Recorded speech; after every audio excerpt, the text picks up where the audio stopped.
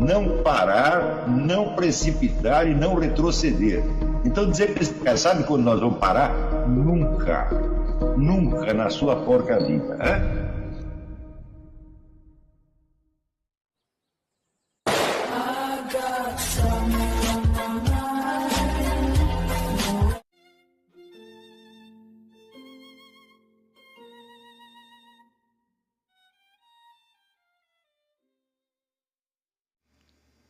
E aí pessoal, tranquilo?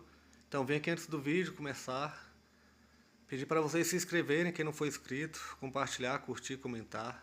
Quem puder seja membro do canal, que isso ajuda bastante. Tem também o link do Apoia-se.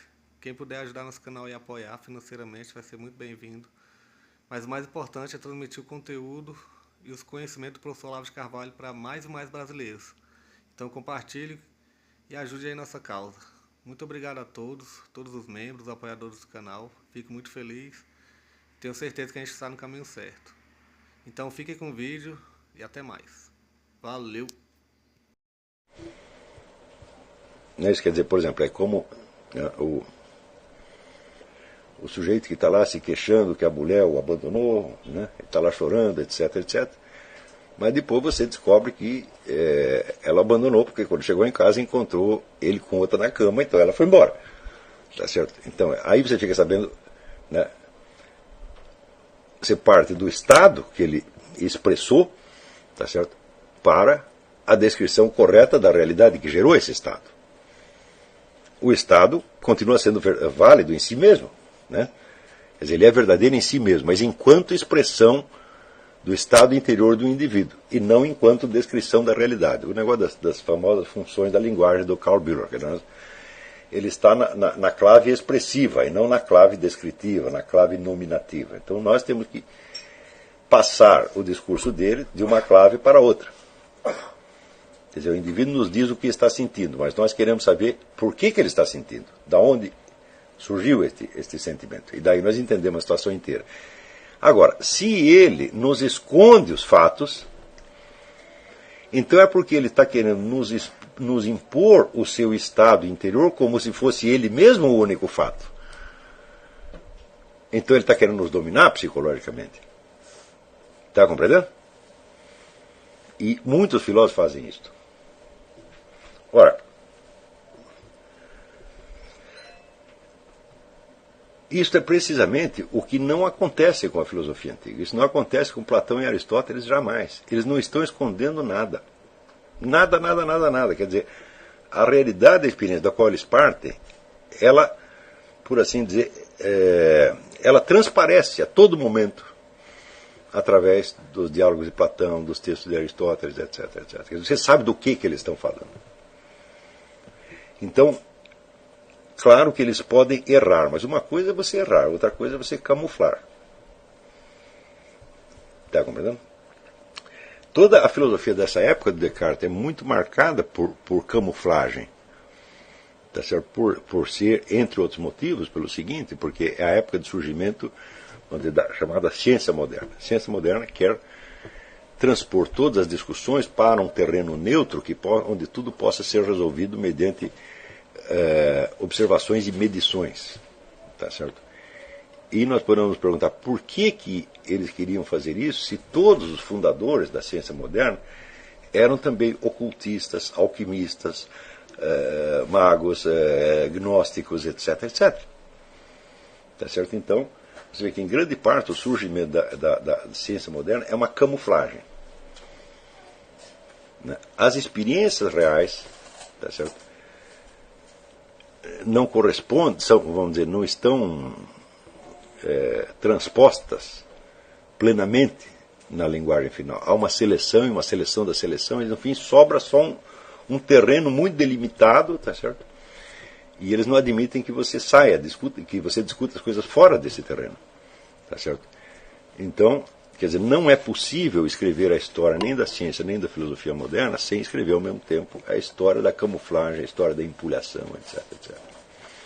Quando acontece o que aconteceu com Newton, por exemplo, né? Que, aliás, foi o economista John Maynard Keynes que descobriu os escritos né, mágicos alquímicos de Newton, que eram em volume 20 vezes maiores do que os seus escritos de física. Né? E que de início aquilo pareceu apenas que era uma esquisitice de Newton, mas à medida que foram estudando, eles foram vendo a articulação profunda que havia entre as concepções mágico-alquímicas e concepções teológicas de Newton e a sua física. Né?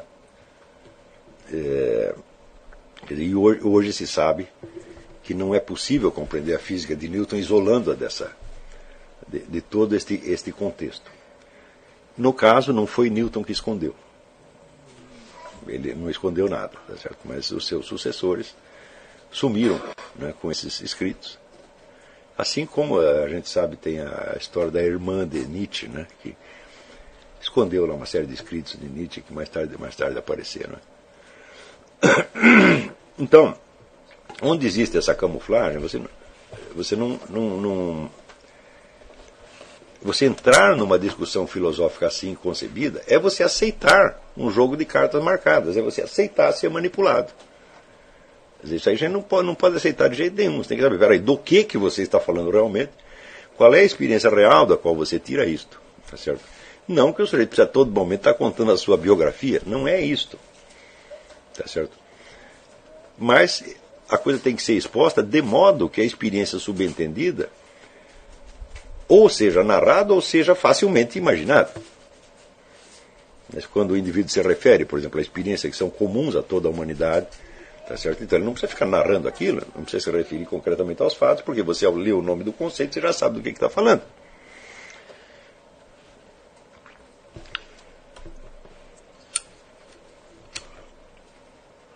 Então, por exemplo, quando Aristóteles define, vamos dizer, os animais como seres vivos que têm um movimento próprio, ele está falando de uma experiência que todos nós sabemos. Nós sabemos que as árvores não se deslocam, mas que os gatos, por exemplo, eles andam, sem que você tenha que tirá-los do lugar. Então Aristóteles não precisa dizer, olha, eu tinha um gato que era assim, assim, assim. Não precisa se referir ao elemento biográfico, porque ele é facilmente reconstituível. Mas, por exemplo, quando Newton fala da eternidade do movimento,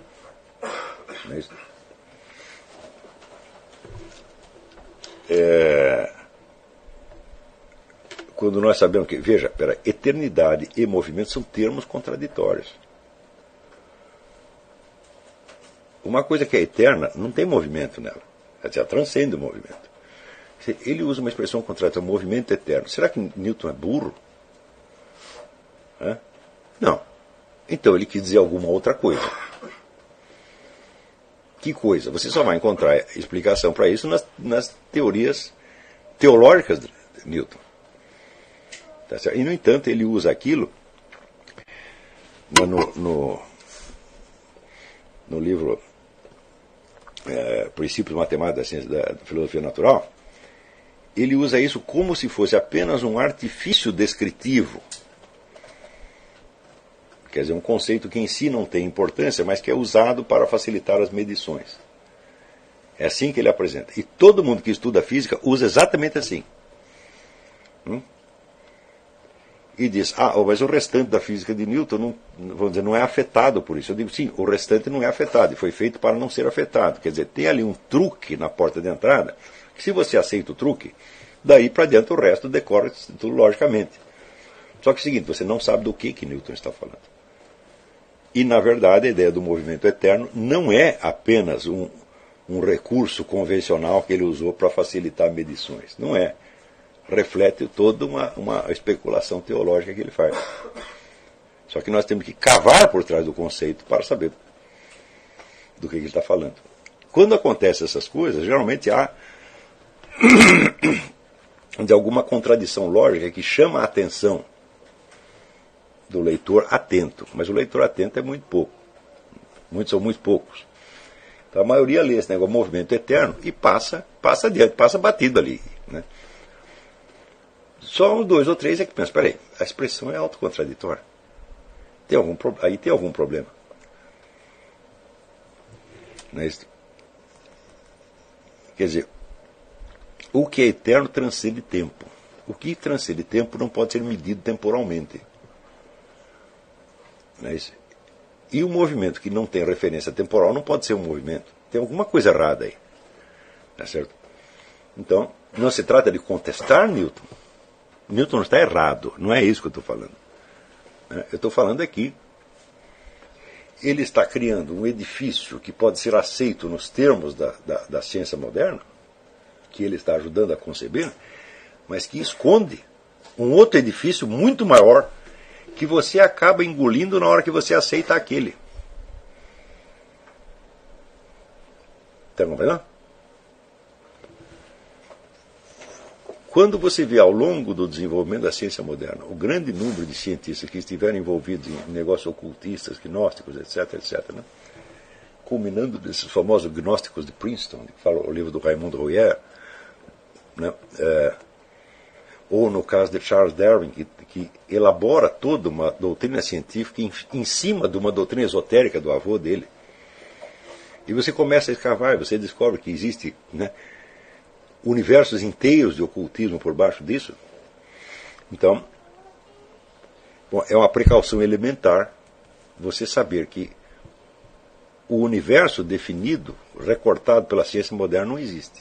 Ele é apenas um universo de discurso, elaborado em cima de uma experiência real que ele encobre. É isso? Então,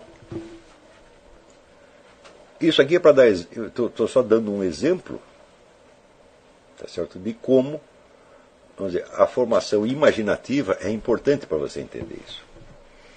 Assim como, por exemplo, para você ver, toda investigação desse tipo é uma investigação de tipo histórico. Porque você está perguntando o que se passou efetivamente. Quer dizer, qual é a origem, qual é o fundamento existencial das doutrinas que nós estamos discutindo. Tá certo?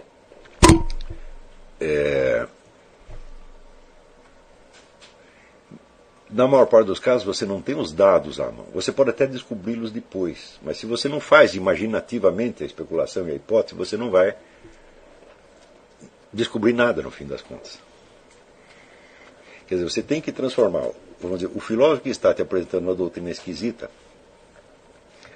Note bem, quando eu digo esquisita, não quer dizer uma coisa que seja inusitada para o senso comum. A coisa pode ser inusitada para o senso comum, isso é inteiramente correta e translúcida em si mesmo.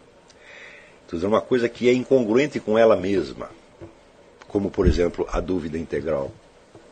A expressão dúvida integral, ela é autocontraditória. Então, ela não pode... Se você aceita isso na primeira, como a maior parte das pessoas aceita, como se fosse uma coisa óbvia, tá certo?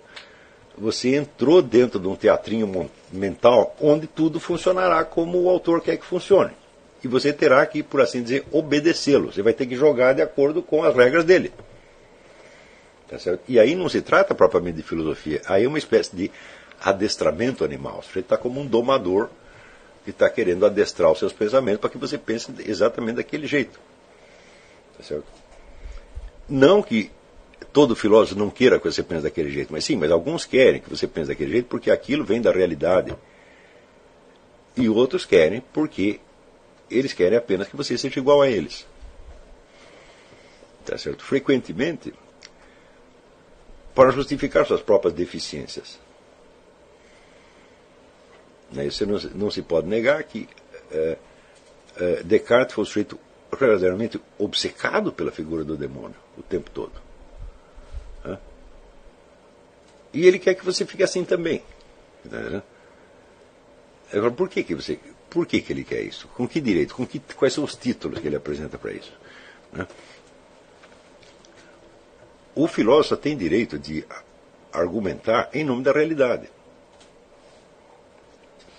Ele não é superior à realidade, ele é apenas mais um sujeito que, dentro de um esforço humano milenar para dar alguma inteligibilidade à realidade, está lá acrescentando o seu pedacinho. É só isso que ele está fazendo. Ele não pode criar um outro mundo, né, no qual ele vai botar você ali dentro. E é isso que esses camaradas fazem, é isso que Descartes faz, é isso que Kant faz. Dizendo, o mundo não é como você o viu, não é como toda a humanidade viu, o mundo é do jeito que eu estou dizendo. Então, do jeito que começa essa conversa, você está com treta, tá entendendo? a primeira coisa, a primeira providência que um filósofo tem que fazer, ele tem que validar a experiência comum e geral. Ele tem que validar, ele não pode superá-la. Ele pode torná-la mais inteligível. Mas ele pode superá-la intelectualmente, no sentido de que a experiência é opaca e ele vai torná-la translúcida. Nesse sentido, sim, mas não ele não pode superar a substância da experiência. Ele não pode dizer a humanidade inteira viu errado e só eu que vi certo. Não é isso? Mesmo porque um filósofo não pode esclarecer todas as questões que surgem da experiência. Ele vai esclarecer uma ou duas. Então isso quer dizer, todas as explicações que ele dê sobre este ponto, aquele ponto, se fundamenta numa infinidade de conhecimentos de senso comum que ele vai continuar aceitando durante a sua discussão.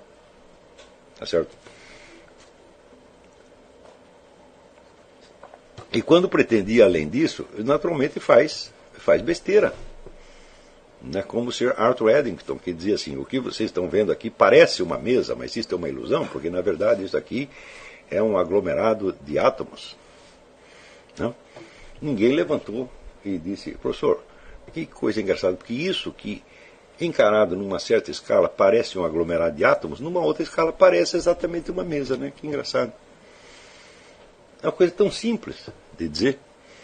Tá certo?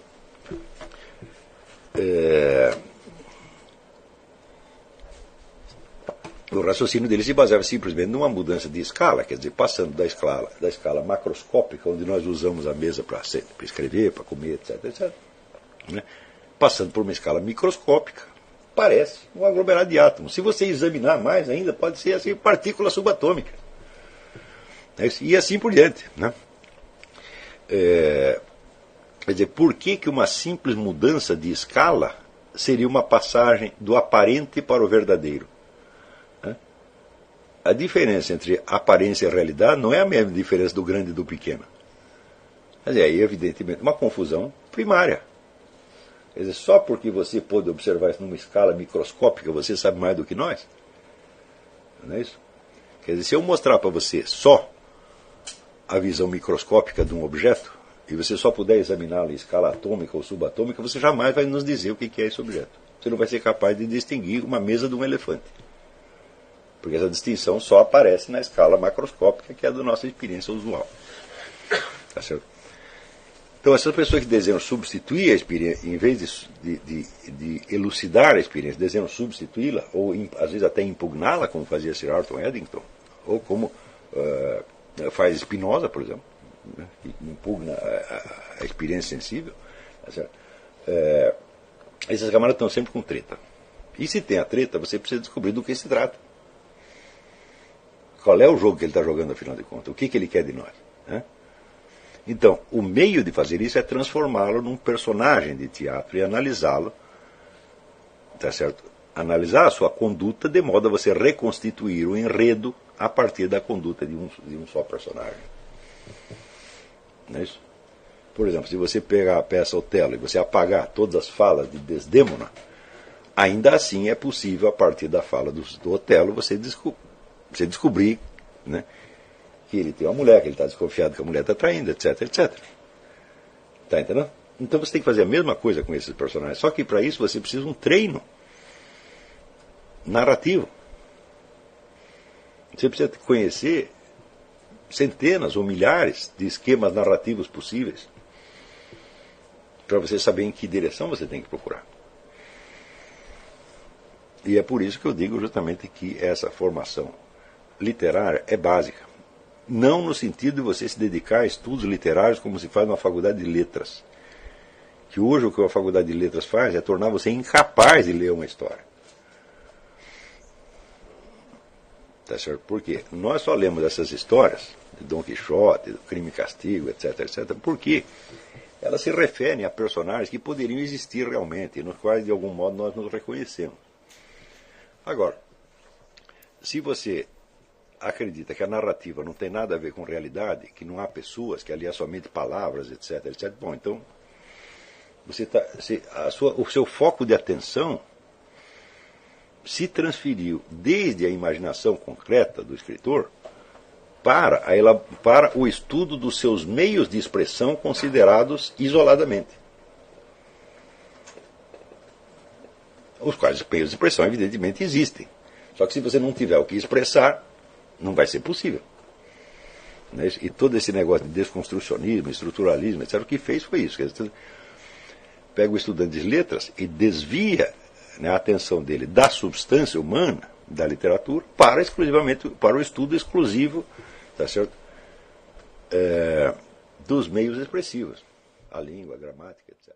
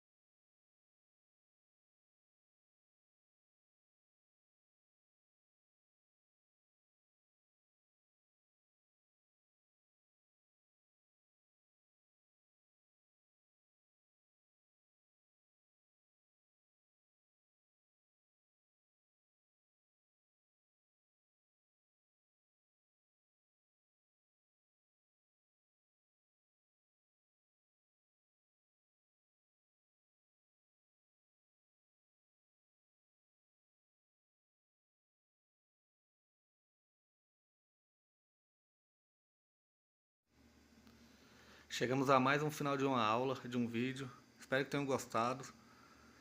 Quem não se inscreveu ainda, se inscreva, compartilhe, comente. Ajude o nosso canal, apoie, seja membro. E ajude o nosso canal a chegar a cada dia a mais brasileiros que precisam muito do conhecimento do professor Olavo de Carvalho. Então é isso aí, fique com Deus, até o próximo. Valeu! Então é isso aí, pessoal. Que é o nosso canal. Que são alguns livros que eu já li. A maioria foi doação, mas alguns eu adquiri, professor Olavo de Carvalho. Alguns livros se perderam aí que eu emprestei, professor Alexandre Costa, a Bíblia Sagrada. 10 lições sobre Karl Marx. Indico a não ler esse livro, que é muito ruim mesmo. Alguns pensadores aqui que realmente, como o professor Olavo de Carvalho disse, não são pensadores. Valeu, tamo junto aí. Apoie nosso canal, seja membro.